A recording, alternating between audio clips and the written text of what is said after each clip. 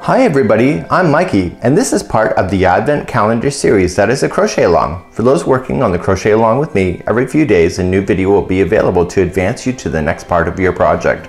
There are 15 tutorials in all to complete today's project. If you're finding this and the crochet along is done, all videos will stay up indefinitely. In the more information of this video, you'll find a link to the playlist where all the tutorials will be listed in order for you to play along. The entire pattern is now available for free for those who don't need a video. Refer to the video description to get redirected to the pattern. So in the meantime, let's begin with today's tutorial to advance you to the next step, and of course wishing you the very best of the festive season ahead.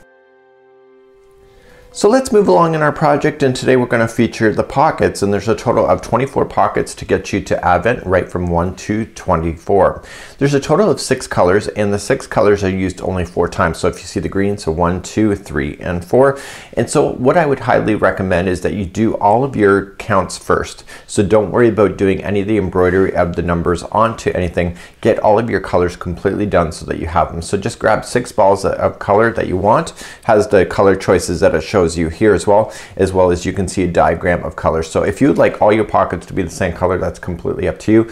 And then what I would highly recommend is that you see the height of the letters, or the numbers, sorry. What happens is that you want to get those to be consistent, to be looking the same on each pocket. So you have to then really kind of look at each one of these and just make a determination and then just go from there. These are free formed, but they're actually doing slip stitching from the back side of the pocket. And let me just flip it over and show you what it looks like on the back. So you can see each one of the pockets that are sewn into position. So you see this blue one right here. So you can see that it was sewn down the side and through the bottom here, and the interior here has the pocket. So no matter what ornaments that you have, you can just slide right on in, and then when it comes to this particular date, you can move it up and then move it to your tree for decoration, just like this. So these pockets are really quite easy. They're just a matter of a rectangle, and then get those done first, and then I'll cover on how to do the embroidery. So without further ado, let me show you how to start a pocket and get that done. So let's begin to do the pocket. All pockets are the same. Again, there's 24 of them, and we're going to create a slip knot to begin, and we're going to chain a total of 9.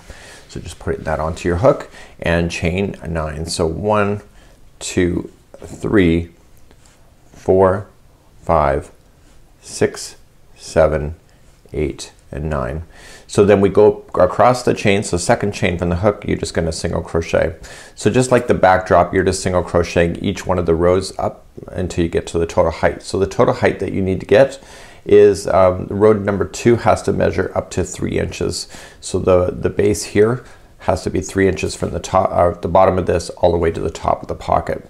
So let me just get you to the end, show you how to turn around.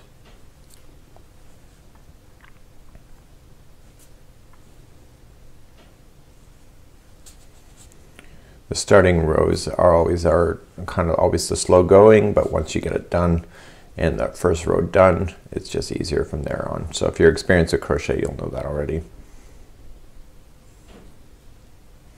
So going right to the end, just like you see.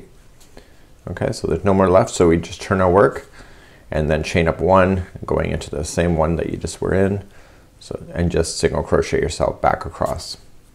So every time you get to the end, you just turn around, chain 1, and single crochet back and forth. And again, you need a total height of 3 inches from the base here all the way to the top. And when I come back, I'll have that done for you, and then we'll cover on how to get your numbers into position.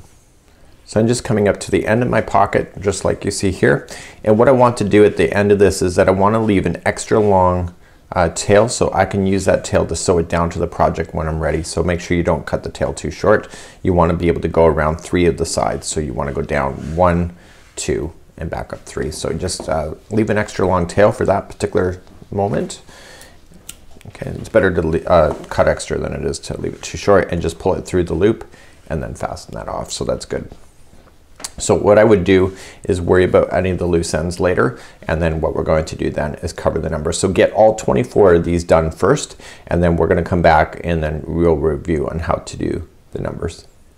So we're now going to review on how to do the numbers. So let's just cover a few things. So this is using slip stitching technique, and the yarn string is on the back side and you're pulling it through like a sewing machine as you're going to do it. So you pull it through and loop it, pull it through and loop it. You will notice that the numbers are really kind of free formed just like you see, but there's a consistency of the way the numbers look. For example, when you see the number 4, it's kind of traditional that way, so it's not just like an open top to that, and the 6s are kind of closed. And so you want to kind of look at the sizing of these. You can be really quite free form with this, as like there's consistency when you're going to look at this, but it's a neat thing. So you're going to see that there's 2 different numbers here. This is using the same strand of yarn, so you don't have to do a separate strand for this and this. It's just carried through across the back. So if I peel back the 15, you'll see it here, is that there is just one strand and it's just carrying across from one section to the other. So on the other side it doesn't look so pretty, but on the front side it looks great. So when we go to operate this, we want to operate as if we're looking at it, and we just have to eye it up and just kind of follow it.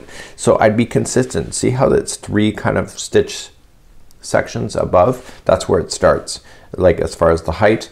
And you can use stitch markers too in order to do it, as well as putting that in. So let's do the number 3 just as an example. So I'm just going to use a different color. You'll notice that all the numbers are in the same color, and white's kind of harder to see. So let's just pretend that this is the front side of the project, and you know, I have no reason to think that it's not, and I want to put the number 3 in. So I'm going to grab another piece of yarn that is a different color, and what we're going to do then is that we're going to do the number 3. So I've not done this before, so hopefully wish me luck. So let's zoom in and see how to do it.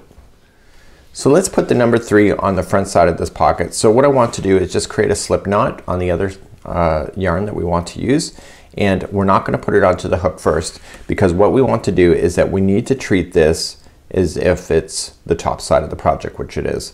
So I want to kind of just eye it up and how far I want to go. So I want to be consistent about this. It may take you a little bit of practice in order to do it, but then what I want to do is that I want to go and pick somewhere here on the front, and I want to go through the project and then pull this yarn up. So this yarn will stay on the back side of the project where all the ugliness will be, and you're going to pull up just like you see here, and then you're just going to dive right down and then loop that yarn around and pull up. Okay, and what I'm trying to do is that I'm trying to form the number 3. So I'm going to dive down in the next stitch here. See, so I'm forming the letter right in the, or the number right in the front. So I'm going to dive in to the next section. So you have to go in a new hole each time you're going to do this, and it may take you a bit of practice in order to get consistent with this concept as well. So remember, Rome was never built in a day. Okay, so if this is my base, you can see I need a little bit of practice at it, but if I was perfect all the time, then it wouldn't be fun to follow along with my antics with it. So what you have to just think about is that some of the numbers, for example the number 3, will jet out in the middle here, but you don't want to wreck that consistency of the way it looks. So you just want to just be kind of neat about it. I just pulled in a loose end, and so now I want to jump back out. So I'm going to go back out to another section. So you can never do this concept if you're going in and out of the same hole. So you always have to move over slightly. Okay. I'm going to get rid of this tail that's bothering me. Get it out of my way.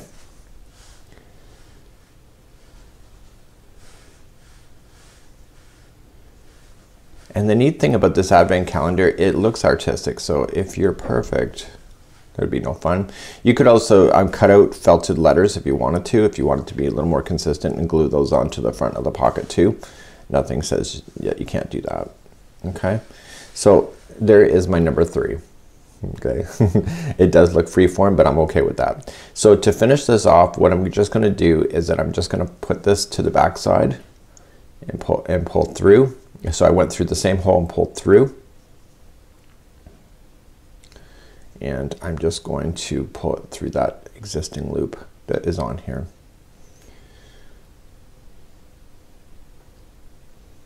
There we go. And I'm just going to trim this, but I want to trim it enough that I can put a darning needle onto that if I wanted to. So I'm just going to pull up, and then I'm gonna put the hook from the behind and pull that string back. Okay, so on the back side that's what it looks like here, and on the front side it looks like this. So you can see it's a lot more consistent. So I'm actually pretty proud of myself considering that's my first attempt ever. So what I want to do is that I want to take this loose end now and I want to hide this into the project in the behind. So you don't ever want to go through the project. Okay, so just going through some fibers. I would stay close to the green where you are just in case it does do a peekaboo. And go in 1 and 2 and 3. And I'm just gonna check the front side. See, I didn't go through, it's good. And then I can trim that. And then that existing one that I had, you want to really do trim it because you are going to take those ornaments out of the pockets and you don't want to pull up any loose ends either. So the starting tail that you started with, you're just going to do the same thing. Just stay within the green section. So 1, 2 and 3. So I probably highly recommend that you try numbers that are double digits so you get an idea on how much space and height that you're going to want for these ideas. And what I would like to do too is that you might as well get rid of the starting tail of the pocket. While you're here, you got the darning needle out anyway, and leave in that long strand for the one that will sew right directly to the project. And then once these are all done, I would then probably pin them down to your project and then sew them all into position at the same time. Obviously you'll sew them individually, but you can lay it out better. And you know, it shows that the calendar is really quite symmetrical, but you never know, you might want to turn pockets in a really kind of fun kind of way too. It's your art, it's your creativity, you can do what you want, right? So when you're ready, then all you're just going to do then is you're going to take your number that you had, okay, just like you see here. Actually that's the wrong side. So you take your number and all you're just going to do is lay it out. The measurements are given on the project, but I would highly recommend that you actually, my tension's a little bit tight too, as you can see, but you can stretch things out once it gets all relaxed. And if your consistency, all the pockets will be the same height or the same size. So you're just going to take that long tail strand, you're going to go in your project and you're going to come back out and you're going to whip stitch yourself all across around the 3 sides, leaving the front pocket open. So what I'm going to do is I'm going to leave that for you here, and you can see it wasn't really that big a deal. I was kind of nervous about it, but I have shown you a photograph of what this looks like, and just be consistent and fun with it and you'll have a good time. So get all your pockets, and the next time when we come back, we'll be doing the wreath, and the wreath will be next, and we'll start working on the ornaments together. There's a total of 12 of them. So until next time, I'm Mikey on behalf of the crochetcrowd.com. We'll see you again real soon. Bye-bye.